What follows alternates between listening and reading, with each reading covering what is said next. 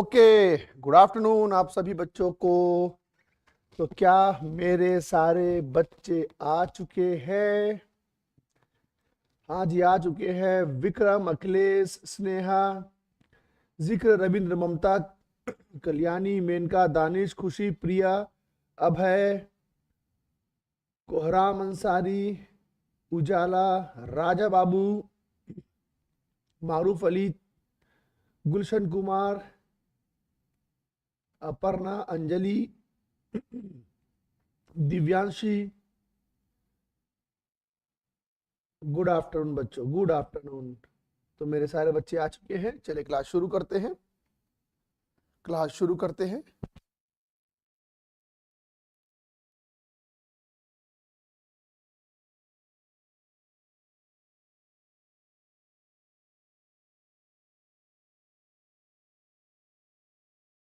Okay,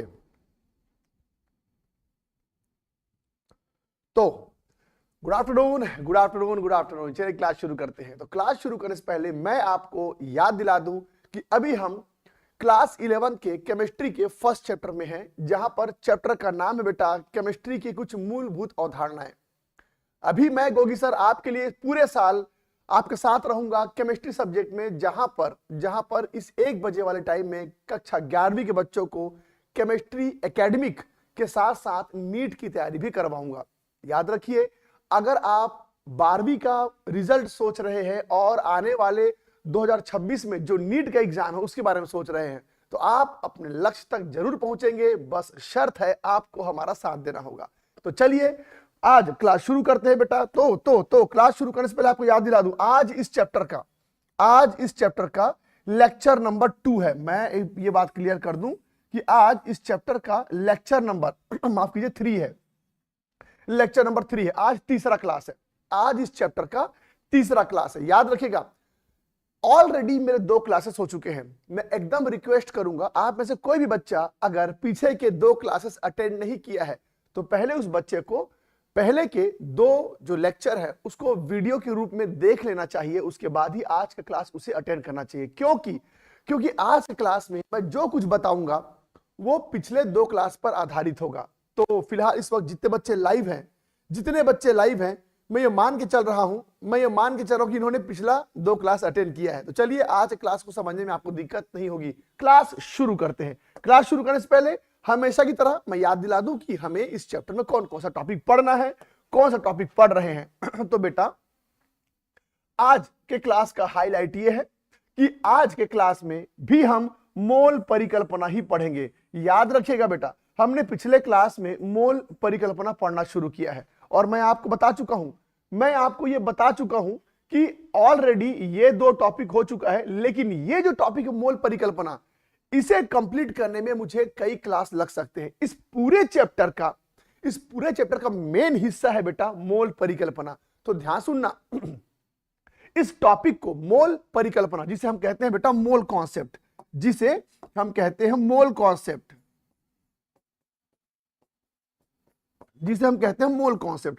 इस छोटे से टॉपिक को पूरा करने के लिए मुझे कई क्लास, 4 क्लास, 5 क्लास भी लग सकता है। और मैं आपको पहले ही बता चुका हूं कि ये इस चैप्टर का ऐसा टॉपिक है जिससे आपके एग्जाम में क्वेश्चन 100% आएगा ही आएगा। 100%, इसे कोई नहीं काट सकता। ध्यान देना, स्पेशली अगर मैं बात करूं नीट की, तो बेटा आप चाहे इस साल नीट का एग्जाम दीजिए, चाहे अगले साल एग्जाम दीजिए, या उसके बाद वाले साल में एग्जाम दीजिए, ये तो तय है कि इस टॉपिक से कोई बच्चा छूटता नहीं है। तो याद रखिएगा, इस वक्त आप जो टॉपिक पढ़ रहे हैं ये एक ऐसा टॉपिक है जो नीट में जिसके क्वेश्चंस आते ही इसे कोई नहीं काट सकता। याद रखना, आज तक कभी ऐसा नहीं हुआ है कि मोल परिकल्पना पर आधारित क्वेश्चन ना आया हो। तो इससे आप अंदाजा लगा सकते हैं कितना इंपॉर्टेंट टॉपिक है। क्योंकि आप क्लास 11th में हैं। कुछ दिनों के बाद स्कूल खुलेगा और आप जब स्कूल जाएंगे तो आपको ये चैप्टर पढ़ाया जाएगा। जब आपको ये चैप्टर पढ़ाया जाएगा स्कूल में, तो हो सकता है कि आपको लगे कि ये उतना महत्वपूर्ण टॉपिक नहीं है, क्योंकि मैंने देखा है कि आमतौर पर स्कूलों में ना इस चैप्टर को 1 क्लास 2 क्लास में खत्म कर देते हैं। पुस्तक भी खोल के देखोगे, पुस्तक भी खोल के देखोगे तो बेटा ये जो टॉपिक है ना वो एक दो क्लास में, लगता है कि एक दो क्लास में खत्म हो जाएगा, पर जब पढ़ना शुरू करते हैं और असली बुनियाद को समझने की कोशिश करते हैं तो मालूम चलता है ये टॉपिक जितना साधारण पुस्तक में दिखता है, जितना साधारण स्कूल में टीचर इसको समझता है, ये उतना साधारण टॉपिक नहीं है बेटा। मैं बता दूं ये एकलौता ऐसा टॉपिक है इस चैप्टर का जो आगे आने वाले कई चैप्टर में यूज होने वाले हैं। तो चलिए मैं इस टॉपिक को इतना स्ट्रांग बना दूंगा आपका कि यकीन मानिए कभी भी अगर ये टॉपिक आपके सामने आया तो आप उसे क्वेश्चन बना सकते हैं। तो चलिए क्लास शुरू करते हैं बेटा। इस टॉपिक को समझने के लिए ये सुनिश्चित कर लेता हूं मैं कि आपको परमाणु भार सबके पता है, आपको एटॉमिक वेट सबका पता है। पिछले 2 दिनों से हम एटॉमिक वेट के ऊपर काम कर रहे हैं, तो ऑलरेडी मैं ये मान के चलता हूं कि आपको परमाणु भार कम से कम 20 तक के तत्वों का तो पता ही है। तो चलिए इसी आधार पर मोल परिकल्पना हम शुरू करते हैं बेटा। तो एक बार और देख लूं कि आप सभी लास्ट क्लास अटेंड किए थे बेटा। सभी बच्चे जो हैं सबने लास्ट क्लास अटेंड किया है। कोई ऐसा बच्चा तो नहीं है जो आज पहला क्लास है किसी का? बताइए, कोई ऐसा बच्चा तो नहीं बेटा जिसका आज पहला क्लास है? सबने पिछला क्लास अटेंड किया है? प्राची जी बोलो बेटा, आप कह रही हैं कि प्लीज मेरी बात सुन लीजिए, प्लीज बोलो, मैं सुनता हूं क्या बोलना चाहती हैं।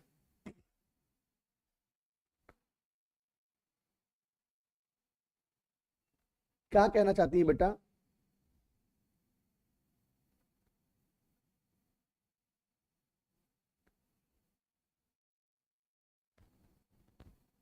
अच्छा, कौन सा प्रकाशन का बुक खरीदे? ठीक है, एक काम करते हैं, आप परेशान मत होइए।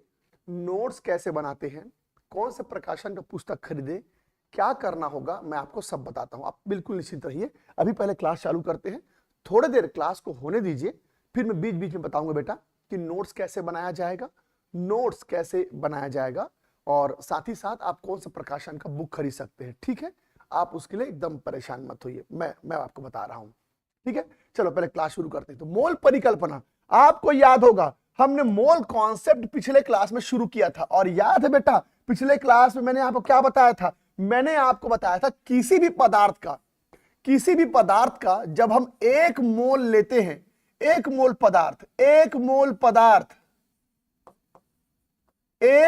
पदार्थ जब लेते हैं तो उसके अंदर कितने अणु या परमाणु होते हैं बेटा? 6.022 10⁻23 परमाणु या अणु पाए जाते हैं, और आपको याद है कितने सारे परमाणु या अणु के भार को हम परमाणु या अणु भार कहते थे। आप सबने पिछला क्लास अटेंड किया होगा, तो एक बार वो पुराना एग्जांपल याद दिला दूं। ये देखो बेटा, जब हम 1 मोल कार्बन लेते थे तो उसके अंदर कितने सारे कार्बन के परमाणु थे? 6.022 10⁻23 कार्बन के परमाणु थे, और उसका भार कितना था बेटा? 12 ग्राम, है ना? जब हम लोगों ने 1 मोल H2O लिया था, तो 1 मोल H2O में कितने सारे H2O के अणु थे बेटा? 6.022 10⁻23 H2O के अणु उपस्थित होते हैं, जिसका भार कितना होता है बेटा? 18 ग्राम। अच्छा जी, फिर आपको याद है मैंने कहा था कि अगर हम 1 मोल O2 ले लें तो होता है 6.022 10⁻23 O2 के अणु, जिसका भार होता है बेटा 32 ग्राम। और जब मैंने लिया था 1 मोल CO2 तो इसमें था 6.022 10⁻23 CO2 के अणु, जिसका भार था बेटा 44 ग्राम। तो आपने पिछले क्लास में ये सारे एग्जाम्पल देखे हैं। अब आज नया क्या होने वाला है, मैंने कहा 4-5 क्लास मुझे लग जाएगा मोल कॉन्सेप्ट को पूरा करने में। तो गौर से सुनना बेटा, आज क्या नया होने वाला है। आप एक चीज नोटिस कीजिए बेटा, कार्बन जो होता है, कार्बन वो सॉलिड है, ठोस सॉलिड है। ये देखो H2O वो द्रव है, लिक्विड है। और ये दोनों ऑक्सीजन और CO2 गैस है, तो अब नया सुनो, नया क्या है?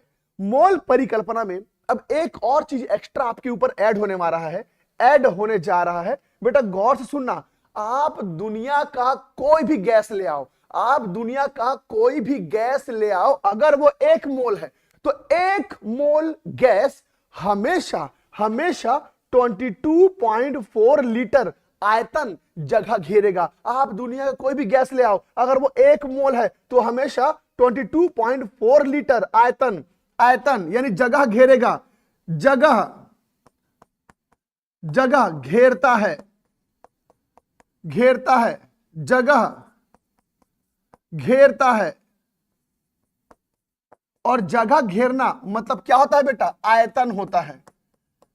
जगह घेरना मतलब क्या होता है? आयतन होता है। तो बस इतना याद रखना है आप लोगों को बेटा, बस इतना याद रखना है आप लोगों को कि ये जो आयतन वाला जो पैरामीटर है वो सिर्फ किस में लागू होगा? गैस के ऊपर लागू होगा। तो अब तक आप ये बात तो जानते थे कि 1 मोल में इतने अणु होते हैं, इतने अणु के भार को अणु भार कहते हैं। पर आज आपने एक चीज एक्स्ट्रा पढ़ा, आज आपने एक चीज एक्स्ट्रा पढ़ा कि क्या अगर आपका पदार्थ गैस है तो याद रखना, दुनिया का कोई भी गैस ले आओ, अगर वो गैस 1 मोल है, 1 मोल, तो वो इस बात से कोई फर्क नहीं पड़ता कि वो 1 मोल ऑक्सीजन है, 1 मोल हाइड्रोजन है, 1 मोल क्लोरीन है, 1 मोल CO2 है। आप दुनिया का कोई भी गैस ले आओ, अगर वो 1 मोल है तो उसका आयतन 22.4 लीटर ही होगा। मेरे कहने का मतलब है ये देखो, मान लो बेटा एक गुब्बारा है, गुब्बारा नंबर 1, एक और गुब्बारा है, ये देखो गुब्बारा नंबर 2,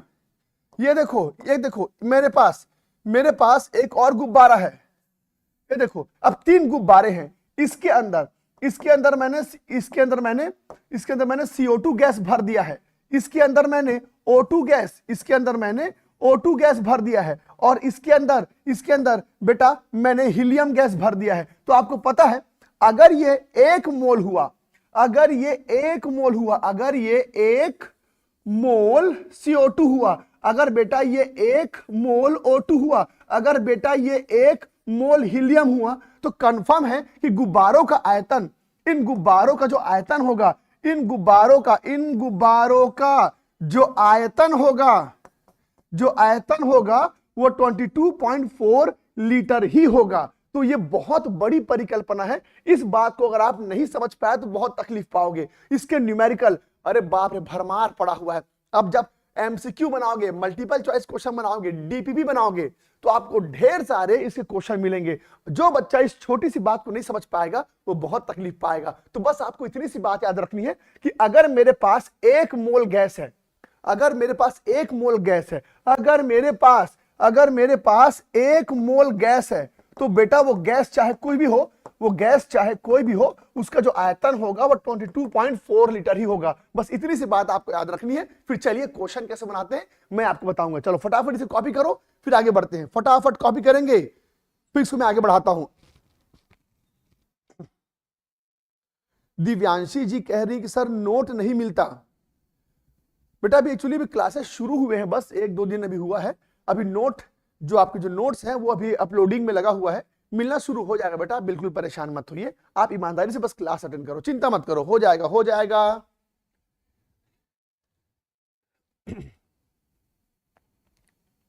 ठीक है,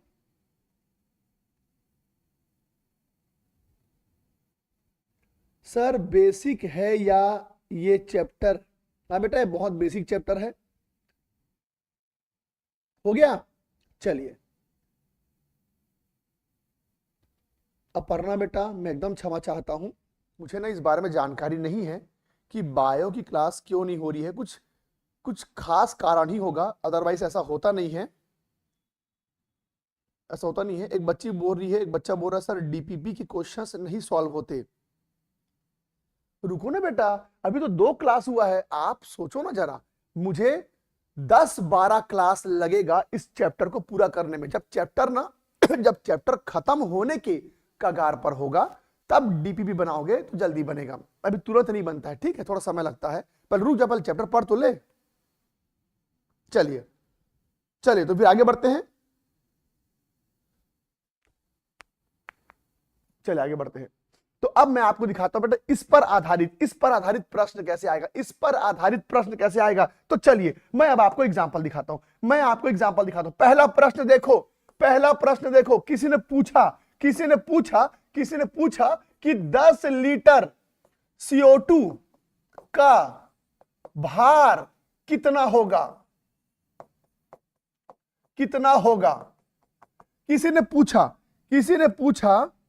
किसी ने ये पूछा कि चलो बताओ कि 100 ग्राम CO2 का आयतन कितना होगा। तो देखना बेटा क्या करना है। सबसे पहले पिछले क्लास में जो मैंने बताया था, जब क्वेश्चन बनाओगे हर बार इसको लिखना, बेटा। तो चलिए लिख लेते हैं ये देखो क्या लिखूंगा मैं लिखूंगा 1 मोल CO2 का मतलब होता है 6.022 इंटू 10⁻23 CO2 के अणु होते हैं, जिसका भार होता है 44 ग्राम और जिसका आयतन होता है 22.4 लीटर। मैंने क्या बोला बेटा, 1 मोल CO2 का मतलब होता है 6.022 इंटू 10⁻23 CO2 के अणु, जिसका भार 44 ग्राम होता है और आयतन 22.4 लीटर। तो अब देखना मैंने पिछले क्लास में आपको सिखाया था कि जब भी कोई क्वेश्चन आता है तो हमें दो ही बातें समझनी होती है, एक कि क्या दिया है, दूसरा क्या पूछा है। जब भी आपके सामने ऐसे क्वेश्चन आते हैं बेटा, तो आपको सिर्फ इस बात का ध्यान देना है कि सबसे पहले आपको समझना है कि क्या दिया है और क्या पूछ रहा है। तो मैं तो आपको बताया हूं ना कि प्रश्न में हमेशा क्या पूछ रहा है उसको राइट साइड लिखते हैं, और क्या दिया है उसको लेफ्ट साइड लिखते हैं। तो जल्दी बताओ इस प्रश्न में क्या पूछ रहा है। 10 लीटर CO2 का भार पूछ रहा है, तो इस तरफ लिखो बेटा भार पूछ रहा है। और क्या दिया है, 10 लीटर CO2। लीटर क्या होता है, आयतन। तो 10 लीटर CO2 दिया है, यानी आयतन दिया है, तो अब चलो बताओ मैं क्या करूंगा। जल्दी बताइए, इस सीक्वेंस में बताओ बेटा, यहां से लेके यहां तक आयतन कौन है, यहां से लेके यहां तक आयतन कौन है, ये है आयतन। तो आयतन को आयतन के नीचे लिखो, उसके बाद बताओ भार कहां है, यहां से लेके यहां तक भार कौन है, ये है भार। तो भार को भार के नीचे लिखो, ये देखो। तो क्या समझे बेटा, इसका मतलब है 22.4 लीटर का भार 44 ग्राम है। तो फिर 1 लीटर का भार कितना हो जाएगा बेटा, 44 बटा 22.4 ग्राम। तो फिर तीसरे चरण में किसको लिखते हैं, जो प्रश्न में दिया है। तो फिर 10 लीटर में कितना भार होगा बेटा, तो 44 गुणित 10 बटा 22.4 ग्राम। लीजिए, इस तरह से प्रश्न आपको बनाना है। तो पिछले क्लास में मैंने सिखा दिया है कि कैसे हम एकल विधि उपयोग करते हैं, कैसे हम यूनिटरी मेथड अप्लाई करते हैं, किस तरह से इस न्यूमेरिकल को बनाते हैं। अब इसको हल कर लेंगे थोड़ी देर के बाद में। चलो आगे देखें। अब यहां देखो, इस प्रश्न में क्या पूछ रहा है। मैंने आपसे कहा है कि क्या पूछ रहा है, वो इस तरफ लिखते हैं बेटा, और क्या दिया है उसको इस तरफ लिखते हैं। तो जल्दी बताओ, इस प्रश्न में क्या पूछ रहा है बेटा, 100 ग्राम CO2 का आयतन पूछ रहा है। तो इस तरफ लिखो बेटा आयतन, और क्या दिया है, 100 ग्राम CO2 दिया है, यानी CO2 का ग्राम दिया है। ग्राम मतलब होता है भार। तो 100 ग्राम CO2 यानी CO2 का भार दिया है। तो क्या दिया है, भार दिया है। अब आप क्या करेंगे बेटा, जल्दी से बताओ, इस यहां से लेके यहां तक भार क्या है, ये है भार। तो भार को भार के नीचे लिखो। तो 44 ग्राम यहां लिख दिया। आयतन कौन है, तो यहां से लेके यहां तक आयतन कौन है, ये है आयतन। तो आयतन को आयतन के नीचे लिखो बेटा।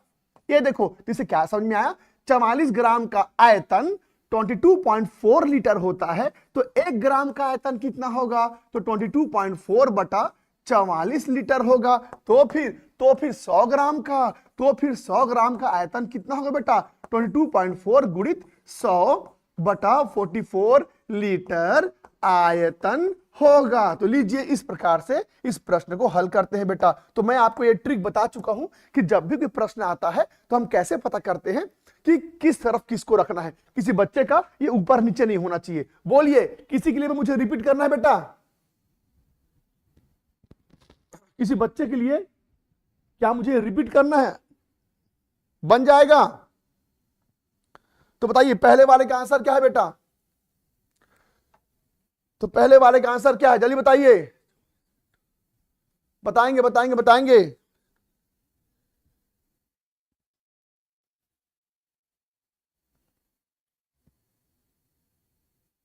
कितना है बेटा?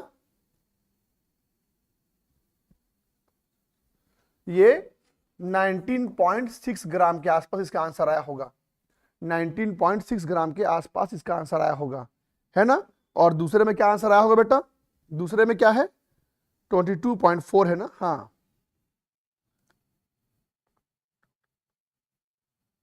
तो ये 51 लीटर के आसपास इसका आंसर आया होगा। 51 लीटर के आसपास इसका आंसर आया होगा। बोलिए, आपने भी ऐसा ही कुछ बनाया है बेटा? अगला प्रश्न दूं फिर मैं।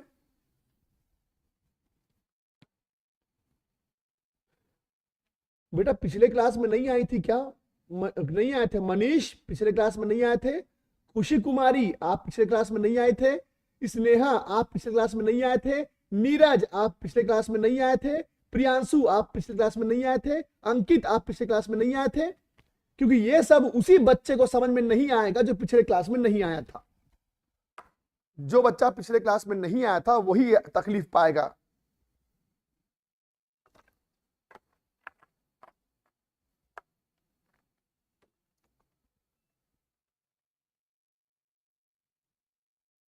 हाँ, तो बेटा एकदम रिक्वेस्ट करता हूं, अगर आपका पहला क्लास है आज, अगर आपका पहला क्लास है आज, तो एकदम रिक्वेस्ट करूंगा कि आप लोग पिछले क्लास का वीडियो पहले देख लो, वरना आज का क्लास बहुत तकलीफ देगा, ये समझ में नहीं आएगा अगर आप पिछला क्लास अटेंड नहीं किए। और आपको एक बात बोलता हूं बेटा, कक्षा 11वीं इतना कठिन है, कक्षा 11वीं का सिलेबस इतना कठिन है कि आपने अगर क्लास छोड़ा बीच में तो फिर वो आपके लिए सिरदर्द बन जाएगा।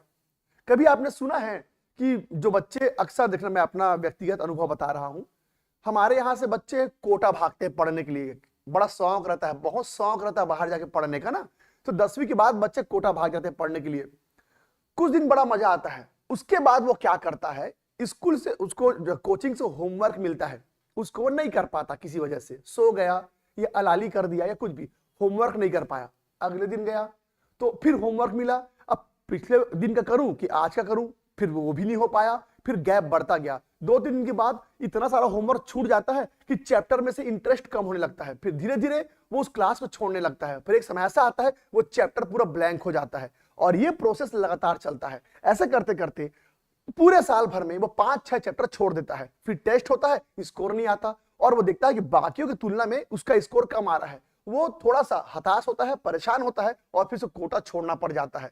अब आप अगर ये सोच रहे हैं कि आप ऑनलाइन प्लेटफॉर्म में आके घर बैठे बैठे पढ़ रहे हैं तो आपको कोई समस्या नहीं आएगी, तो ऐसा नहीं है। ये नियम कोटा के बच्चों में भी लागू होता है और यहां भी लागू होगा। मेरे कहने का मतलब है, एक भी क्लास अगर बीच का छूटा तो अगले दिन भले ही क्लास अटेंड मत करो, पर पिछला क्लास का वीडियो देखे बिना नेक्स्ट क्लास में मत आना, वरना बहुत दिक्कत जाएगा बेटा, बहुत दिक्कत जाएगा। कक्षा 11वीं में हर एक क्लास इतना महत्वपूर्ण है, और ऐसी कड़ी बनी हुई है, ऐसी श्रृंखला बनी हुई है कि कड़ी का एक भी हिस्सा टूटा तो आगे आपको बहुत दिक्कत करेगा। तो आप में से कोई भी बच्चा पिछला क्लास अटेंड नहीं किया है तो सब ऊपर से भागेगा, ये 44 कहां से आया, ये 6.022 कहां से आया, ये 44 कहां से आया, यही सोचते रह जाओगे आज तो आप। तो ये सब पिछले क्लास में बताया गया है बेटा। फिर भी चलिए एक बार कोशिश करता हूं एक दूसरे एग्जाम्पल के साथ मैं फिर से एक बार रिपीट कर सकूं, पर एक बार ही रिपीट हो पाएगा बेटा, क्योंकि आप पूरा एक क्लास में क्या क्या पढ़ाया हूं उतना सारा तो रिपीट नहीं हो पाएगा ना। तो एक एग्जाम्पल आपको मैं दोबारा बताता हूं, ठीक है? चलिए एक दूसरा प्रश्न देखो, एक दूसरा प्रश्न देखो बेटा। दूसरा प्रश्न है कि 10 लीटर O2 के गुब्बारे में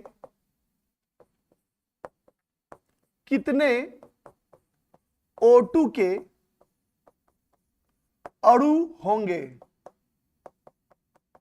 ये पहला प्रश्न है। दूसरा प्रश्न सुनो बेटा। 200 O2 के अणुओं का 200 O2 अणुओं का आयतन क्या होगा? तो जो लोग पिछले क्लास में नहीं आए थे उन लोग सुनो बेटा, करना क्या होता है? करना यह होता है कि आपको सबसे पहले मैं जो लिख रहा हूं वैसे लिख लेना। कैसे लिखेंगे? O2 है ना, तो ऐसे लिखना, 1 मोल O2 मतलब होता है 6.022 10⁻23 O2 के अणु। एक बात हमें, जो लोग पिछले क्लास में नहीं आए थे उन लोग ये बात सुनो बेटा, जो लोग पिछले क्लास में नहीं आए थे वो लोग सुनो कि जब भी हम 1 मोल लेते हैं तो इसको लिखना अनिवार्य होता है। बस ये समझ लो, जो लोग पिछले क्लास में नहीं आए थे बस उन लोग ये समझ लो कि जब भी किसी चीज को हम 1 मोल के रूप में लेते हैं, तो हमेशा इतने सारे अणु उसके अंदर होते हैं।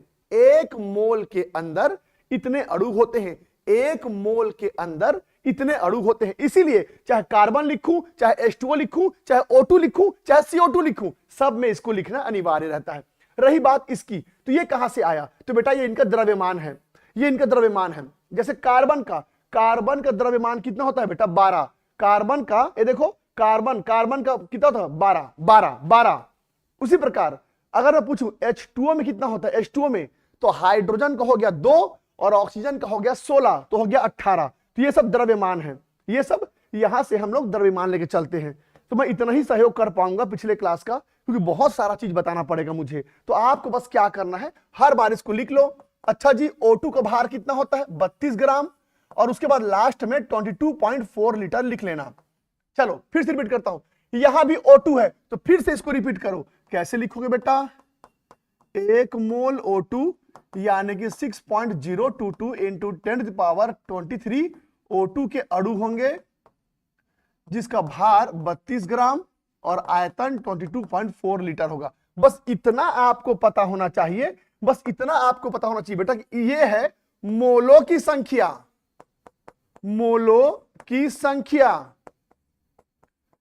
ये है अणुओं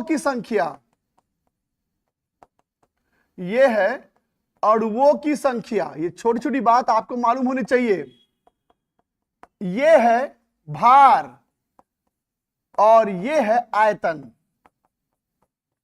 तो इतना तो आपको पता होना चाहिए। चलिए तो अब प्रश्न शुरू करते हैं। तो बेटा क्वेश्चन में क्या पूछा है? तो मैं आपको क्या सिखाया था? इस तरफ लिखो। आपको क्या करना है बेटा? आपको इस तरफ लिखना है कि क्या पूछ रहा है, और इस तरफ लिखते हैं बेटा कि क्या दिया है। तो जल्दी से ऊपर देख के बताओ बेटा, क्या पूछ रहा है? 10 लीटर गुब्बारे में कितने O2 के अणु होंगे? O2 के अणु पूछ रहा है, क्या पूछ रहा है? O2 के अणु पूछ रहा है, यानी कि अणुओं की संख्या पूछा गया है। अणुओं की संख्या पूछी जा रही है। और क्या दिया है? 10 लीटर दिया है, 10 लीटर O2 दिया है, 10 लीटर O2 दिया है। लीटर मतलब क्या होता है? आयतन। तो क्या दिया है बेटा? आयतन दिया है। इतना लिख लो। अब इतना लिखने के बाद क्या करोगे बेटा? जल्दी बताओ। यहां से लेके यहां तक आयतन कहां पर है? यहां से लेके यहां तक आयतन, ये है आयतन, तो आयतन को आयतन के नीचे लिखो। ठीक है। अब अणुओं की संख्या, यहां से लेके यहां तक अणुओं की संख्या कौन है? ये है अणुओं की संख्या, तो उसको यहां पर लिखो बेटा। ठीक है। अब उसके बाद इतना हो गया। अब लेफ्ट वाले को 1 कर देंगे, तो 22.4 लीटर में इतने अणु होते हैं, तो 1 लीटर में कितना अणु होगा? 6.022 10⁻23 बटा, ये नीचे आ जाएगा, 22.4 अणु होंगे। और फिर 10 10 लीटर में कितने अणु होंगे? बस इसको गुणा कर दो बेटा, 6.022 10 टू द पावर 23 गुणित 10 बटा 22.4 अणु होंगे। बताइए कितनों ने ऐसे किया है? कितनों ने ऐसे? अरे वाह, फर्स्ट का तो बच्चों ने आंसर तक बता दिया, फर्स्ट का बच्चों ने आंसर भी बता दिया, शाबाश बेटा। आरती, खुशी, अखिलेश, आयुष्मान, इंताफ, प्रिया, केजीएस यूजर, मंजूषा,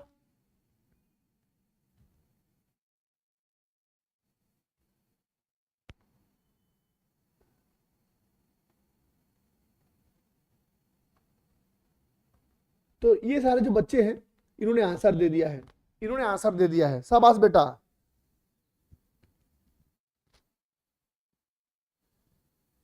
very good very good very good. बस इसको हल करना। अब इसमें आए, अब इसको कैसे बनाए होगे बेटा? इसको क्या बोले हो? 200 अणु का आयतन क्या होगा? 200 अणु का आयतन क्या होगा? तो बेटा इतने अणुओं का आयतन इतना है ना, 6.022 into 10 to the power 23 O2 के अणुओं का आयतन, अणुओं का आयतन कितना है बेटा? कितना है? 22.4 लीटर है। तो फिर एक अणु का आयतन कितना होगा बेटा? एक अणु का 22.4 बटा 6.022 into 10 to the power 23 litre. तो फिर कितने का बेटा? 200 अणु में कितना होगा? तो फिर 200 अणुओं का आयतन कितना होगा भाई? 22.4 into 200 divided by 6.022 10 to the power 23 litre. कितनों ने ऐसे किया है? कितनों ने ऐसे किया है? Please please. कोई बच्चा पूछ रहा है, सुमन जी पूछ रही है, कहां से आया? क्या कहां से आया बेटा? क्या कहां से आया पूछ रही हो आप? शायद जो लिखी हो यहां पर डिस्प्ले नहीं हो रहा है, मेरे को लग रहा है आप जो लिखी हो शायद वो डिस्प्ले नहीं हो रहा है।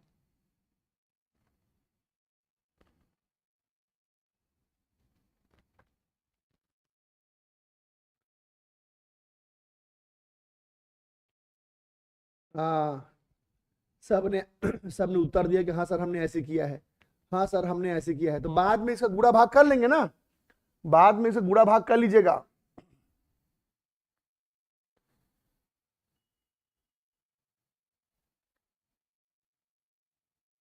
ठीक है,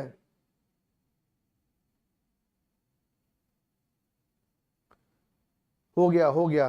तो अधिकांश लोगों ने बोला है सर हो गया, बन गया।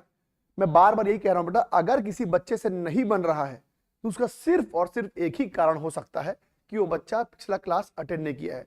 अगर आपने पिछला क्लास अटेंड किया होगा तो ये आज का क्लास बनेगा ही बनेगा आपको।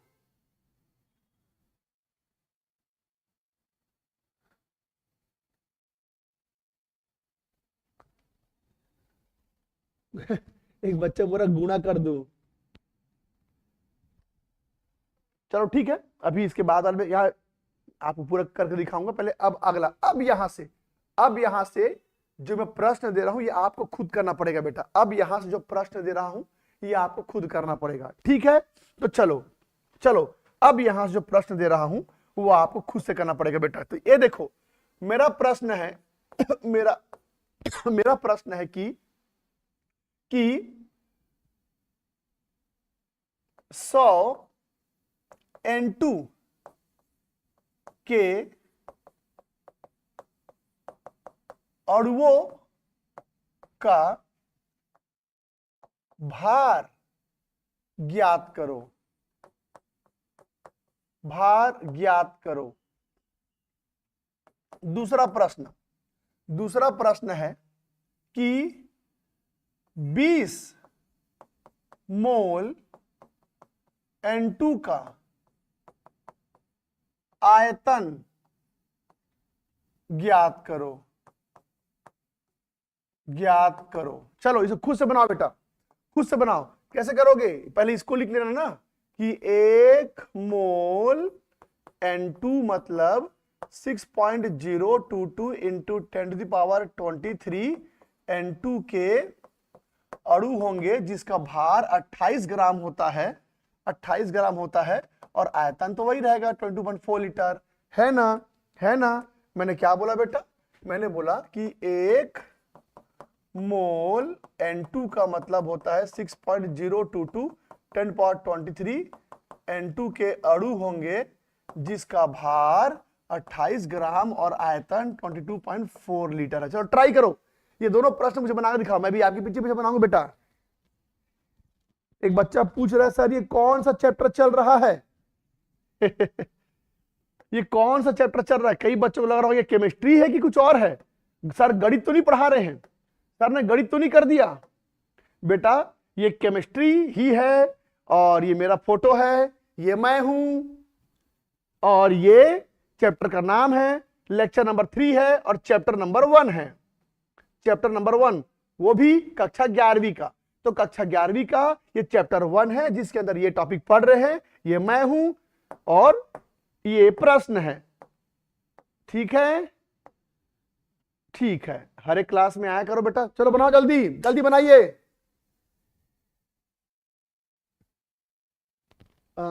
एक बच्चा रवि कुमार जी प्रश्न पूछ रहे हैं कि सर एक डाउट है कि आयतन पूछे तो फर्स्ट में भार लिखते हैं।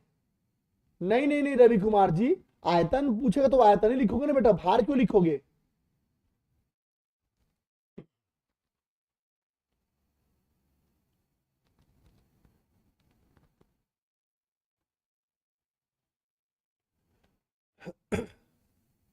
हो गया? लो बताओ, एक बच्चे ने बोला हो गया, शाबाश बेटा।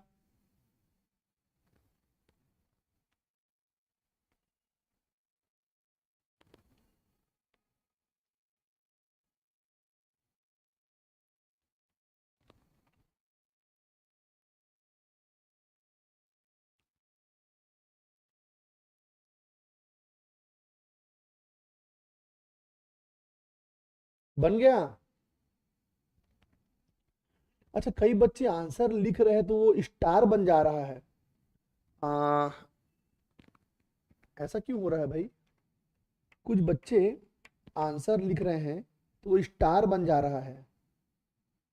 हो गया सर दोनों, वेरी गुड बेटा। तो अपर्णा जी ने, सृष्टि जी ने, मौर्य जी ने,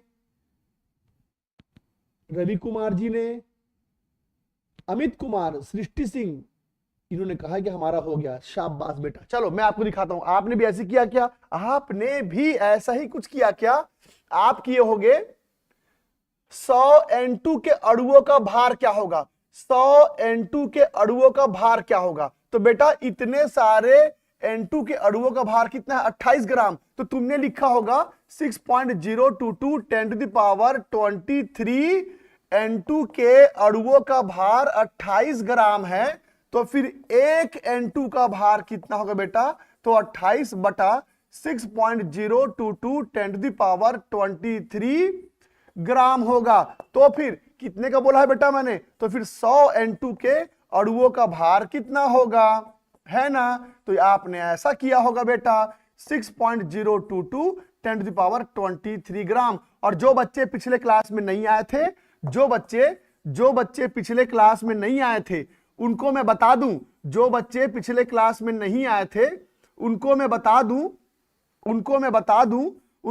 दूं कि 6.022 को 6 लेके हल करते हैं, 6.022 को 6 लेके हल करते हैं तो आंसर आ जाता है। 6.022 को 6 लेके हल करने पर आंसर आ जाता है। तो बस आप उसको 6 लेकर के हल कीजिए, उसको आप 6 लेके हल कीजिए। तो कितना होगा बेटा? 28 गुणित 100 है जी। तो 28 गुणित 100, फिर आप उसको डिवाइड कर देंगे किससे बेटा? 6 से। तो 6 से डिवाइड करते ही आएगा 466.6, ये आएगा 466.6। और ये जो नीचे में है, ये जो नीचे में है इसको ऊपर ले जाओ। ये देखो ये नीचे है बेटा, ये नीचे है। तो जब ये ऊपर जाएगा, जब ये ऊपर जाएगा तो 10 का घात जो 23 है वो -23 हो जाएगा। तो लीजिए ये है इसका आंसर। सबने उम्मीद है कि यही किया होगा, सबने उम्मीद है यही किया होगा। अरे वाह, शाबाश, दोनों हो गया, वेरी गुड बेटा। और इसमें क्या किए होगे बेटा? पूछा है कि 20 मोल का आयतन क्या है? तो बेटा 1 मोल का आयतन इतना है, 1 मोल का आयतन इतना है। तो 20 मोल का आयतन क्या होगा? अरे बेटा, जब एक मोल का आयतन 22.4 लीटर है तो फिर 20 मोल का आयतन कितना होगा बेटा?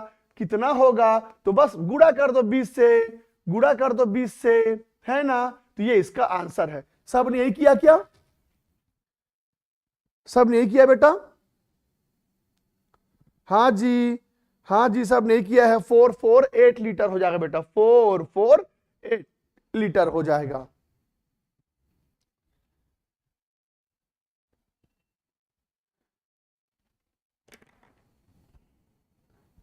अच्छा, एक बच्चा बोल रहा है सोनिका सिंह कि मुझे अपना बैच हिंदी से इंग्लिश करवाना है। रुको बेटा, मैं आपको उसका उपाय बताता हूं। ठीक है, हिंदी से इंग्लिश करना है आपको अपना बैच, तो एक बार टोल फ्री नंबर में कॉल करो बेटा। एक बार हमारे कंपनी के टोल फ्री नंबर में कॉल करो, तो आपको वहां पर क्या कर सकते हैं बता दिया जाएगा। ठीक है,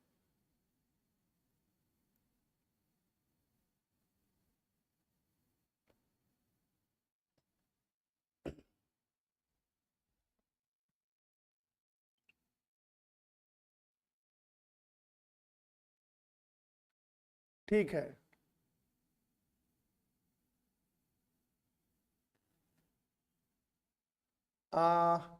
के आर खुशी जी कह रही सर मैं कैलकुलेशन जल्दी नहीं कर पाता हूं। ये आपका समस्या नहीं बेटा, अभी आप शुरू शुरू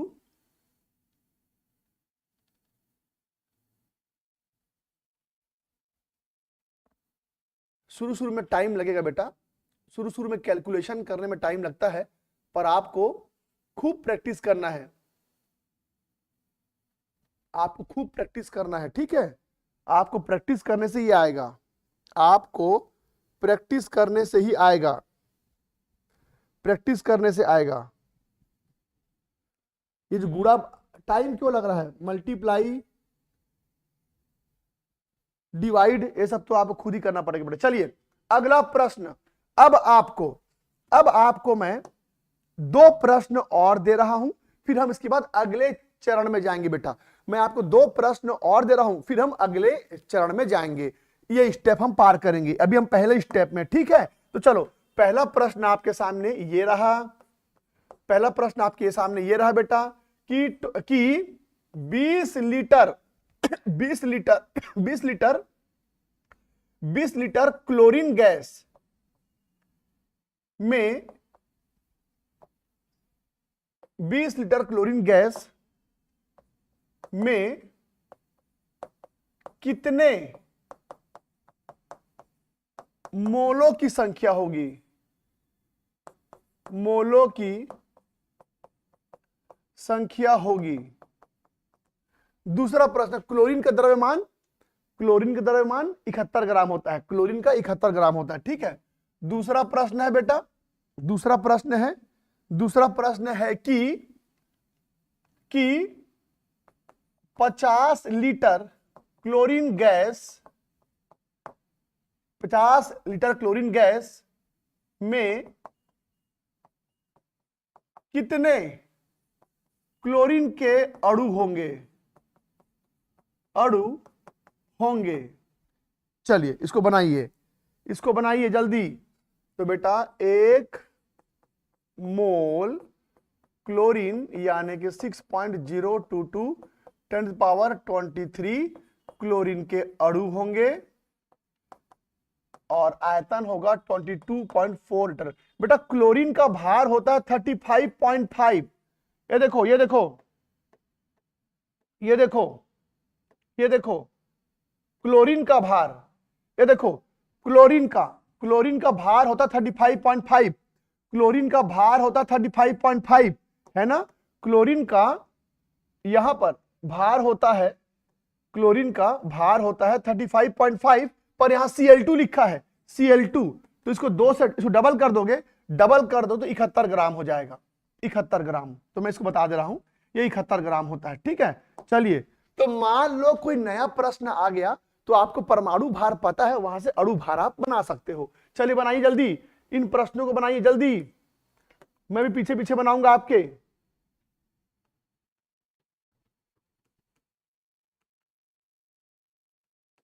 बनाओ बनाओ बनाओ।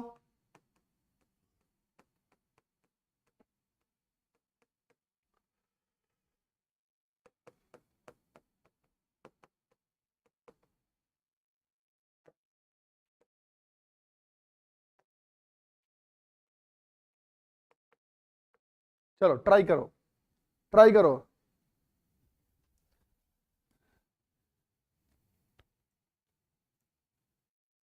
सोनिका जी, मैं आपके मैसेज को पहुंचा देता हूं हमारे ग्रुप तक। ठीक है, मैं आपके मैसेज को हमारे ग्रुप तक पहुंचा देता हूं। पर आप ये हिंदी मीडियम के बैच कैसे ले लिए बेटा? अगर आप इंग्लिश मीडियम में हो तो, अगर आप इंग्लिश मीडियम में हो, अगर आप इंग्लिश मीडियम में हो तो आप इंग्लिश मीडियम का बैच। चलिए, मैंने आपका जो मैसेज है वो कॉपी कर लिया है। मैं इसको हमारे समूह तक पहुंचा दूंगा बेटा।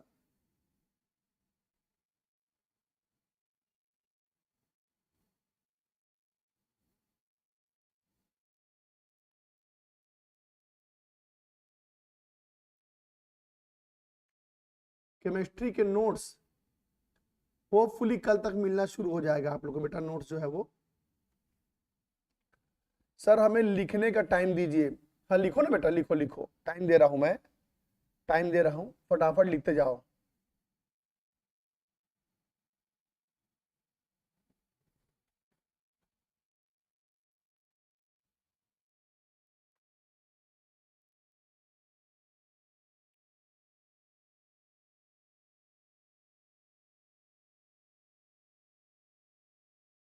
लवली बेटा बोल रही है कि आंसर स्टार बन जा रहा है। ओके, मैं ये भी बच्चों तक पहुंचा दूंगा कि आंसर जो है स्टार बन जा रहा है।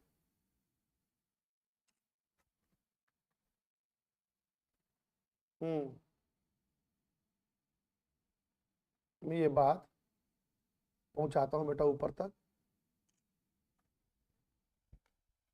पहला हो गया, शाबाश, बनाते जाओ बनाते जाओ बनाते जाओ।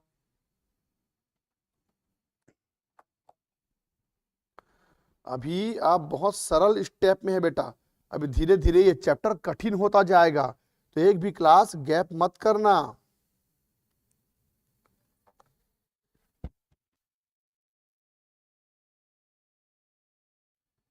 बन गया?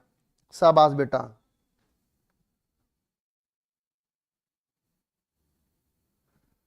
अच्छा, एक बच्चा बोल रहा है समझ में नहीं आ रहा ऊपर क्या होगा। अरे बेटा देखो देखो देखो देखो देखो, प्रश्न में बोला है कितने मोलों की संख्या, मोलों की संख्या पूछी है, तो मोलों की संख्या को राइट साइड लिखो। मोलों की संख्या राइट साइड लिखो, और 10 लीटर, लीटर दिया है तो लीटर को लेफ्ट में लिखो। यहां पर कितने कितने Cl2 के अणु होंगे, अणु की संख्या, इसमें अणुओं की संख्या पूछ रहा है, तो अणुओं की संख्या को राइट साइड लिखो, राइट साइड लिखो। और क्या दिया है बेटा? लीटर, 50 लीटर, लीटर दिया है, तो जो दिया है उसको लेफ्ट में लिखते हैं। ठीक है, तो चलो फिर बनाते हैं। फिर आपने क्या किया होगा बेटा, प्रश्न में पूछा है कि 20 लीटर में कितने मोल होंगे, तो बताओ बेटा 22.4 लीटर में कितने मोल है? एक मोल।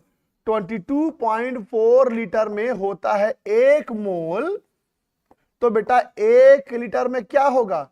1/22.4 मोल, है ना? तो फिर 20 लीटर में, तो फिर 20 लीटर में कितने मोल होंगे बेटा? तो 20 का गुणा कर देंगे, बस ये इसका आंसर है बेटा, ये इसका आंसर है। इसमें आते हैं, अणुओं की संख्या पूछी गई है, तो ये है अणुओं की संख्या, ये है अणुओं की संख्या, ये मोल की संख्या है। मोल की संख्या पूछेगा तो इसको लेना है, और अणुओं की संख्या पूछेगा तो इसको लेना है। तो बेटा पूछ रहा है कि 50 लीटर में कितने अणुओं की संख्या होगी, तो तुमने बोला कि 22.4 लीटर में इतने अणुओं की संख्या है ना?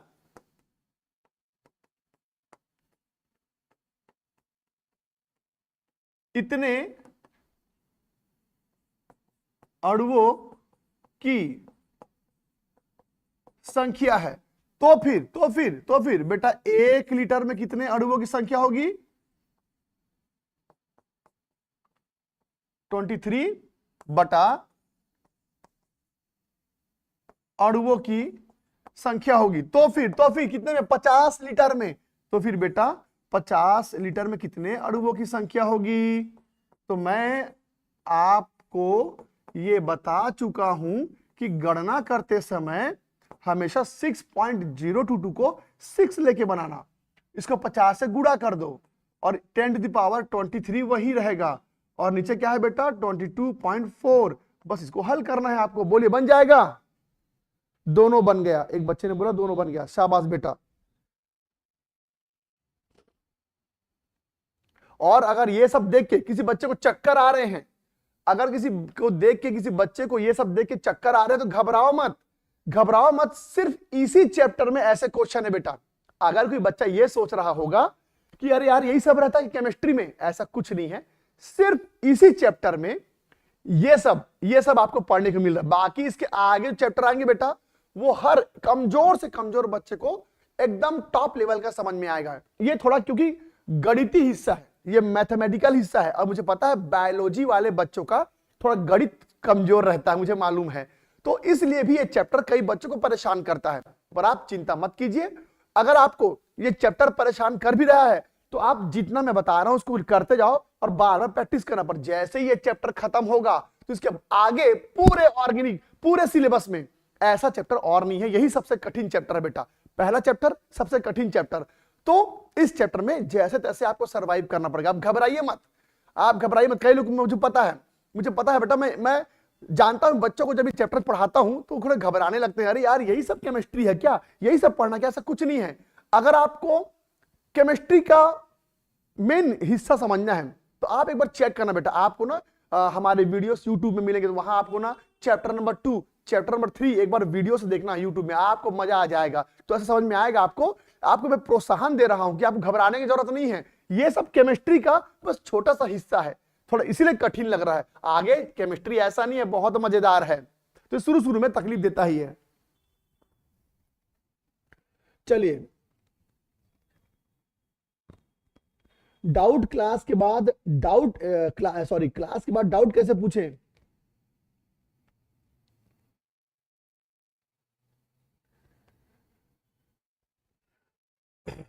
चलिए, तो अब आप लोगों ने बेटा पहला चरण पार कर लिया। आप लोगों ने पहला चरण ये तो कर लोगे ना आप लोग। अब ये गुणा भाग वाला पार्ट तो कर लोगे ना? क्यों भाई? अब ये मल्टीप्लाई डिवाइड करने वाला पार्ट तो कर ही लोगे ना बेटा। जैसे यहां पर 60 दिया है, 60 को 50 से आप डिवाइड करेंगे, माफ कीजिए मल्टीप्लाई करेंगे, तो 133.9 यानी कि 133.9 इंटू 10⁻23 अणु होंगे।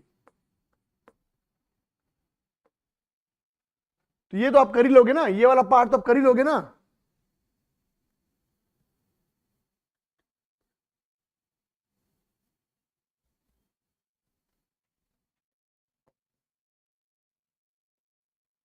तो इसके मैंने उत्तर आपको बता दी। चलिए अब चलते हैं बेटा दूसरे चरण में।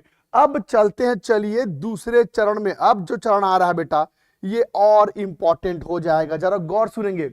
अब जरा गौर से सुनेंगे। अब हम पहुंच रहे हैं दूसरे स्टेज में। अब हम पहुंच गए बेटा दूसरे स्टेज में। अभी हम पहले स्टेज में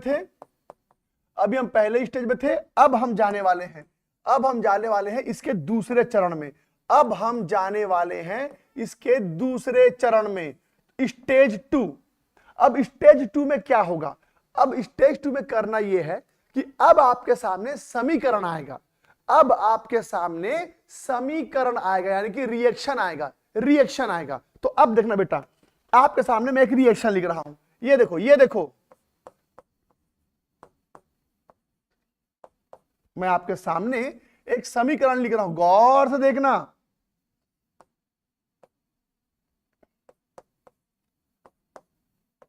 ये देखो, ये जो समीकरण है, ये समीकरण संतुलित नहीं है। आपने कक्षा 10वीं में देखना थोड़ा सा संतुलन के बारे में तो पढ़ा है बेटा। तो ये जो मैंने रिएक्शन लिखा है ये संतुलित नहीं है, ये जो मैंने रिएक्शन लिखा है ये संतुलित नहीं है। तो याद रखना, अब मैं आपके सामने समीकरण में यानी कि रिएक्शन में मोल परिकल्पना लागू करने जा रहा हूं। गौर से सुनिएगा, ये बहुत इंपॉर्टेंट है। अब आपके सामने एक रिएक्शन आएगा और हम उस रिएक्शन के ऊपर मोल परिकल्पना अप्लाई करेंगे। पर बेटा किसी भी रिएक्शन के ऊपर मोल परिकल्पना तभी लागू होता है जब वो रिएक्शन संतुलित हो, बैलेंस हो। तो बेटा ये रिएक्शन बैलेंस नहीं है। तो अगर आपने कक्षा 11वीं में बैलेंस पढ़ा होगा तो देखना ये रिएक्शन ऐसे बैलेंस होता है, N2 प्लस, ये देखो ये रिएक्शन दरअसल इस तरह से बैलेंस होता है।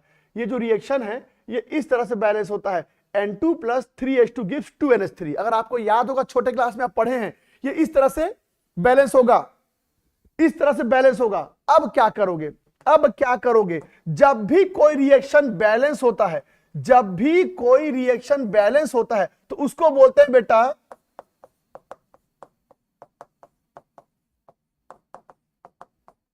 स्टोकियोमेट्रिक रिएक्शन।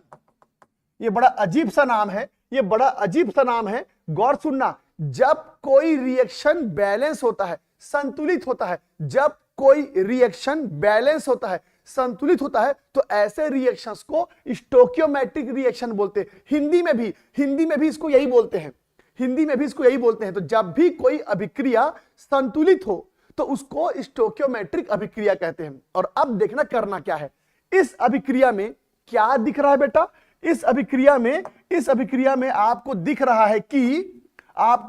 है कि एक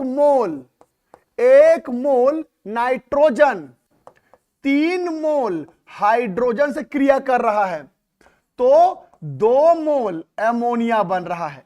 2 मोल एमोनिया बन रहा है। 1 मोल नाइट्रोजन 3 मोल हाइड्रोजन से क्रिया करके 2 मोल एमोनिया बना रहा है। और बेटा 1 मोल नाइट्रोजन मतलब, 1 मोल नाइट्रोजन का क्या मतलब है, 6.022 इंटू 10⁻23 N2 के अणु। और बेटा यहां पर 3 मोल है, यहां 3 मोल है, तो ये हो जाएगा 3 इंटू 6.022 इंटू 10⁻23 H2 के अणु। और बेटा ये 2 मोल है, तो 2 इंटू 6.022 10⁻23 एमोनिया के अणु होंगे, एमोनिया के अणु होंगे बेटा। तो ये तो स्वाभाविक है ना, 1 मोल में जब इतना होता है, 1 मोल में जब इतना होता है तो 3 मोल में 3 का गुणा हो जाएगा, 2 मोल में 2 का गुणा हो जाएगा, है ना। अब जल्दी बताओ 1 मोल N2 का भार कितना होगा बेटा, 28 ग्राम। 1 मोल N2 का भार 28 ग्राम होता है। तो अब यहां बताओ H2 का भार कितना होता है, H2 का 2 ग्राम होता है, H2 का 2 ग्राम होता है। पर बेटा यहां पर H2 3 मोल है, तो ये हो जाएगा 3 का 2 से गुणा, तो ये हो जाएगा बेटा 6 ग्राम। ये हो गया 6 ग्राम। ये बताओ NH3 का अणु भार कितना होता है, 17 ग्राम। NH3 होता है 17 ग्राम, पर यहां 2 मोल है बेटा, ये 2 मोल है, तो कितना हो जाएगा, तो ये हो जाएगा बेटा 7 दूनी 14, 34 ग्राम, 34 ग्राम। तो आपको बस इतनी सी बात याद रखनी है कि किसी भी अभिक्रिया में आपका अणु जितने बार होगा उतना ही गुना भार भी होगा। याद रखना, अगर 1 NH3 होता तो 17 ग्राम लिखता, पर 2 NH3 है तो 2 से गुणा कर दूंगा। अगर 4 NH3 होता तो 4 से गुणा कर दूंगा। तो इस बात को बस ध्यान रखेंगे कि किसी भी मान के सामने वही लिखते हैं जो ऊपर में अभिक्रिया में होता है। अच्छा जी, अब जल्दी बताओ कि बेटा ये N2 1 मोल है, तो 1 मोल का आयतन कितना होता है, 22.4 लीटर। पर ये 3 मोल है, तो 3 मोल का आयतन क्या होगा, 3 इंटू 22.4 लीटर। और बेटा 2 मोल का आयतन क्या होगा, 2 इंटू 22.4 लीटर। तो बस आपके सामने अब क्वेश्चन कैसे आएगा, आपको परीक्षा में एक रिएक्शन दिया रहेगा, तो उस रिएक्शन के नीचे में ये सब लिख लेना, उस रिएक्शन के नीचे में ये सब लिख लेना। और मेरे ख्याल से ये सब लिखना मुश्किल नहीं है, पिछले 2 दिनों से हम यही तो लिख रहे हैं बार बार। तो मेरे को बताइए, ये मैंने जो भी यहां पर लिखा है इसमें से क्या चीज आपको समझ में नहीं आया? यहां जो भी मैंने लिखा है यहां पर क्या समझ में नहीं आया मुझे बताइए, फिर मैं आपको क्वेश्चन दूंगा बेटा, फिर मैं क्वेश्चन दूंगा।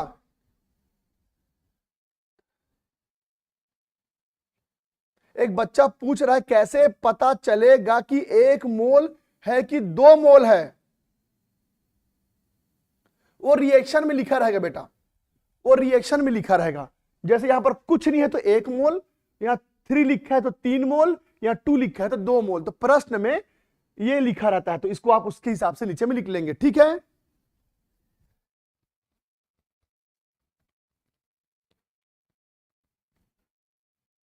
क्या हुआ सोनिका बेटा, इतना परेशान क्यों हो?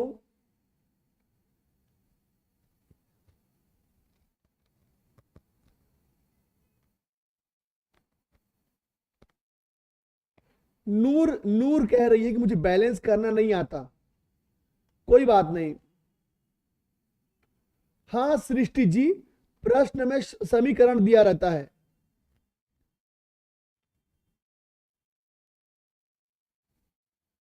जो बच्चे कह रहे हैं समझ में नहीं आ रहा है बेटा, वही कह रहा हूं ना। अगर आप पिछला क्लास अटेंड नहीं किए हो, अगर आपने पिछला क्लास अटेंड नहीं किया है तभी आपको समझ में नहीं आएगा।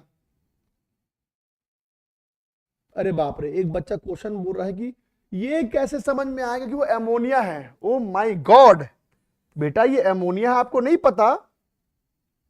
आप कक्षा 9वीं में तो नहीं हो, गलती से 11वीं के पैकेज थोड़ी खरीद लिया आपने। ये एमोनिया है जी, ये सल्फ्यूरिक अम्ल है जी, ये कार्बोनिक अम्ल है जी, ये कैल्शियम कार्बोनेट है। ये सब नहीं पता क्या आपको?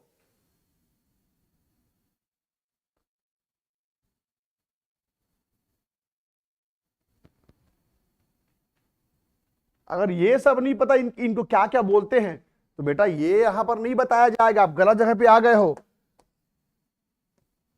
बिल्कुल नहीं, ये सब तो कक्षा 9वीं से पढ़ते आ रहे बेटा। इसको एमोनिया बोलते हैं, सल्फ्यूरिक अम्ल बोलते हैं, हाइड्रोक्लोरिक अम्ल बोलते हैं, हाँ ये कार्बन डाइऑक्साइड बोलते हैं, सल्फर डाइऑक्साइड बोलते हैं, सल्फर ट्राइऑक्साइड बोलते हैं, क्यों भाई, क्लोरीन बोलते हैं। तो ये सब तो आपने छोटे क्लास में पढ़ा है बेटा।